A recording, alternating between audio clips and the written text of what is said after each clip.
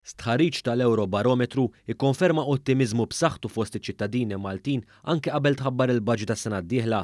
Dan l-istħarriġ sar f'Settembru u konferma li l-Maltin huma ġeneralment sodisfatti bil-kwalità tal-ħajja tagħhom. Il-maġġoranza 85% qalu li għandhom kwalità ta' ħajja tajba u 26% qalu li hija tajba ħafna. Dawn iċ-ċifri għal pajjiżna kienu aħjar mill-medja Ewropea. Kważi 8 minn kull 10 persuni li ħadu sehem fl-istħarriġ qalu li jemmnu li l-ekonomija ta' pajjiżna tinsab fi stat tajjeb. Anke fejn tidħol il-kuntentizza, il-Maltin jinsabu aktar kuntenti mill-medja ta' ċittadini Ewropej. Fil-fatt, filwaqt li huma 30% tal-Ewropej li jinsabu sodisfatti b'ħajjithom, il-Maltin u l-Awċin li qalu li huma kuntenti ħafna huma 38%. Fejn jieħtlu sfidi, l-Ewropej semmu l-ekonomija u s-saħħa. Dawn iż-żewġ oqsma importanti ma tantx qed jinkwetaw lil Maltin u fil-fatt mhumiex fil-lista tal-aktar sfidi inkwetanti li semmew għaliex taħt it-tmexxija ta' Gvern Laburista Malta kellha suċċess fil-kontroll tal-pandemija kemm mill-aspett ekonomija u anke dak ta' saħħa.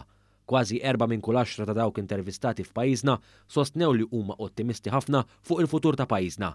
Dan meta l-medja fl-Unjoni Ewropea hija ta' ftit aktar minn wieħed minn kull 10 li wrew daqstant ottimiżmu.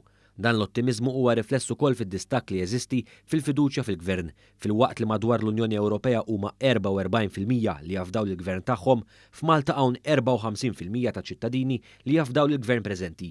Dan l-istħarriġ ħareġ qabel it-tbassir tal-ħarifa tal-Kummissjoni Ewropea li qed jara fost l-aħjar prospetti għal Malta.